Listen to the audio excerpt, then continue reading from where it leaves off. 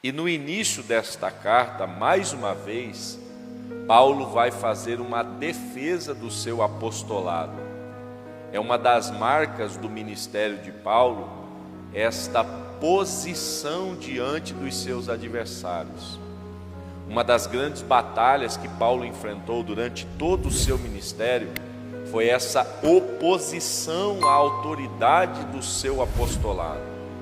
Muitas pessoas, querendo desconstruir a fala de Paulo, diziam que ele nunca havia andado com Jesus e que ele não faria parte e não fez parte daquele primeiro movimento apostólico que foi muito marcante no início da era cristã com Jesus e os seus 12 discípulos. A Bíblia vai dizer a nós que Paulo sempre, veementemente, defende a sua posição. E ele vai declarar isso no capítulo 1 dessa segunda carta, no verso 1, quando ele diz que é pela vontade do próprio Deus que ele se torna apóstolo da igreja, e principalmente da igreja dos gentios. E é interessante que nessa segunda carta que Paulo escreveu a Timóteo, ele não somente sabe ou sente que o seu fim está próximo, ele escreve isso. No verso de número 6 do mesmo capítulo 4 que a gente leu, há um registro disso, quando ele diz: olha, quanto a mim, a minha vida já está sendo derramada como uma oferta para Deus. Ou seja, ele mesmo entende que o fim está chegando, e ele diz assim: o tempo da minha partida, ou o tempo da minha morte, já se aproxima, já está perto, e eu estou partindo. E esse homem, no final da sua vida, no final da sua caminhada apostólica, fazendo mais uma vez uma defesa do seu ministério, ele vai mandar essa carta a Timóteo. É a sua segunda e última carta a esse homem. E quando ele faz isso, a gente começa a observar um detalhe muito importante nesses últimos versos que Paulo escreveu. E eu escolhi o verso de número 20, porque para mim ele é emblemático nesse processo. Então eu gostaria que você, de forma muito tranquila, fizesse esta avaliação do que eu acabei de lhe dizer. Um homem que é um grande referencial apostólico para o seu tempo, e que se transforma na grande referência missionária para a igreja gentia. E aí este homem que está no fim da sua vida, ele vai escrever uma carta, e ele inicia a carta defendendo o seu apostolado mais uma vez, e dizendo que ele é escolhido pelo próprio Deus para essa missão. E nos últimos versos da carta, quando ele está terminando essa carta, a ideia que eu tenho é de que se ele começou essa carta defendendo o seu apostolado e mostrando aos homens, principalmente aos seus opositores, que ele é escolhido por Deus, a ideia que a gente desenvolve é que esse sentimento de defesa, de promoção do seu ministério, precisa se manter. Ou seja, o homem que começa defendendo precisa terminar defendendo. E se no início ele expõe que ele foi escolhido pelo próprio Deus, e que foi chamado para isso pelo próprio Jesus, a ideia que eu tenho é que no final dessa carta ele deveria expor uma relação dos seus bons feitos. Se é para defender o seu ministério, a ideia que eu tenho é que para terminar a carta ele deveria colocar uma série de milagres que ele produziu. E se você ler o livro dos Atos dos Apóstolos, você vai perceber que Paulo tem na sua vida muitas marcas de milagres. Certa feita, eu me lembro de já ter ministrado aqui um evento em que Paulo, ele não está presente, mas os seus lenços e aventais são levados às pessoas, e tem gente que é curada, tem gente que o capeta sai dela, porque tem contato com os lenços e aventais de Paulo. E aí a gente percebe que esse homem, no verso 20, ele vai dizer o seguinte: gente, Erasto ficou em Corinto, e na sua última afirmação, no verso 20, ele diz assim: eu deixei Trófimo doente em Mileto. E a partir desse texto, que algumas verdades o Senhor quer ministrar, o nosso coração.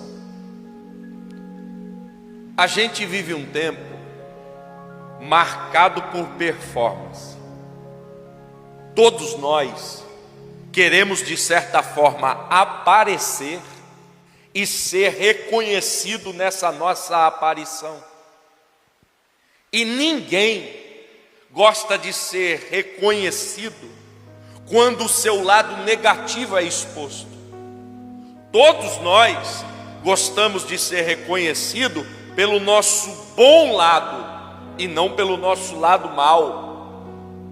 E nesse tempo onde a gente quer ser reconhecido pelo nosso lado bom, pelo nosso melhor ângulo, a gente se esforça demais para projetar aos homens aquilo que é agradável, aquilo que é atrativo. E em nosso tempo isso é uma realidade muito presente.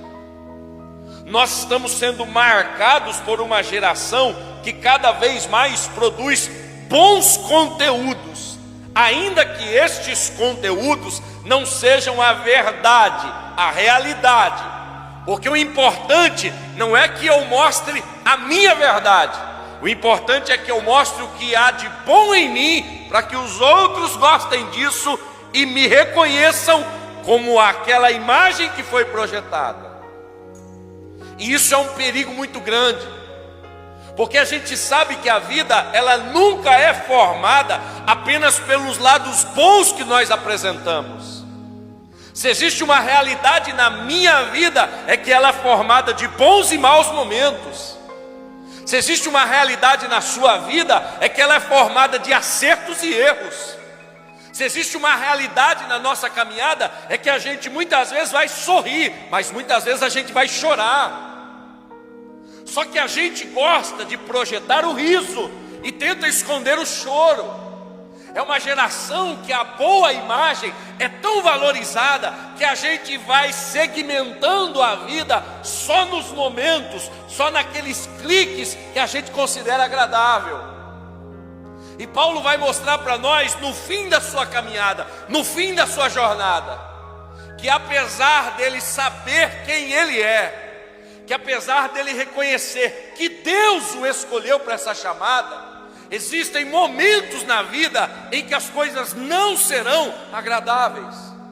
E eu preciso aprender a lidar com isso, porque tem gente nesse tempo que, por viver o dia mal e não saber lidar com ele, pede a morte, pede para que a vida acabe. E nem sempre isso é a saída ideal para a sua vida. E eu venho aqui afirmar, essa não é a saída ideal para a sua vida. No dia da dificuldade, no dia em que a coisa ruim aparece, aprenda a lidar com ela. E qual é a primeira lição que Paulo vai mostrar a nós através desse texto? Ele vai declarar isso de forma muito singular, e está implícito no texto, e você com cuidado vai identificar isso. Ele vai dizer: Trófimo ficou doente e eu deixei esse homem em Mileto. E a pergunta é: quem é Trófimo? É um grande companheiro, é um homem que é natural de Éfeso e que durante o ministério de Paulo o acompanhou em muitos momentos. Talvez em um dos momentos mais tensos do ministério de Paulo, quando ele está em Jerusalém e os magistrados da cidade, os anciãos da cidade, junto com um grupo de religiosos, tenta linchar Paulo. O motivo é Trófimo, porque Paulo havia adentrado ao templo e supostamente havia levado um homem junto com ele que era tido como gentil, que não era parte dos costumes e dos ritos judaicos. E segundo a tradição judaica, Trófimo havia contaminado o ambiente do templo. E por causa disso, Paulo é quase morto pelos religiosos. É esse homem fiel, é esse homem companheiro, é esse homem envolvido com a obra que vai adoecer, mostrando para nós uma das verdades da vida que a gente muitas vezes desconsidera. Você precisa estar preparado para o dia mau dotando a sua vida de uma consciência pura de que a minha e a sua vida é frágil. Irmão, você pode ser fiel a Deus, mas a sua vida é frágil. A gente pode se dedicar à causa do Mestre, mas a nossa vida é frágil. E tem muita gente que não consegue equalizar vida espiritual e humanidade, e acredita que a partir do Evangelho a sua humanidade foi extinta, foi extinguida, foi retirada.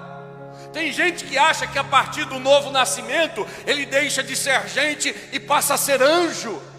Isso é a maior mentira que a gente pode pregar para alguém. Você foi regenerado para ser uma nova criatura em Deus, mas continua sendo gente e frágil. Irmão, em nome de Jesus, você está diante desse conflito. Como é que pode alguém fiel, alguém dedicado, alguém entregue às coisas de Deus, alguém que procura fazer aquilo que agrada ao Senhor, se envolve com uma situação tão desagradável como essa? Lembre-se, é possível que alguém fiel adoeça. Isso faz parte da sua fragilidade. Nesse corpo nós estamos diante desta possibilidade de ver o corpo dar sinal de fraqueza. Isso não é pecado. Isso não é erro. Isso não é Deus te punindo. Isso não é Deus pesando a mão. Isso é Deus dizendo para você sem palavras: você é gente, você é homem, você ainda está nesse corpo corruptível. Então aprenda para lidar com o tempo da necessidade, para lidar com o tempo da dificuldade, para lidar com o tempo da crise. Eu preciso construir a consciência: eu sou frágil. Se prepare para isso. Nutra no seu coração essa expectativa: uma hora essa minha estrutura dará sinal de fragilidade. Porque se você não estiver consciente disso, quando esta fase chegar, você entra em crise. E nós poderíamos ter um Paulo aqui questionando: Senhor, por que é que um homem tão fiel, tão companheiro, tão dedicado, passa por essa crise, por essa doença? Por que é que alguém tão envolvido com a tua obra, tão dedicado à tua obra, enfrenta uma dificuldade tão grande como essa? Ei, a nossa humanidade ainda está presente. E o Senhor que promoveu saúde durante muito tempo, ainda é Senhor quando a doença chega.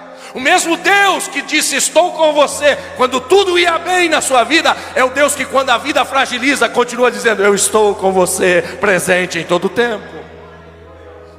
A gente precisa aprender a lidar com isso. Tempo da fragilidade, tempo em que a vida dá sinal de fraqueza, tempo que a gente se lembra que a gente é gente. E porque a gente é gente, uma hora a vida vai dar sinal de fraqueza.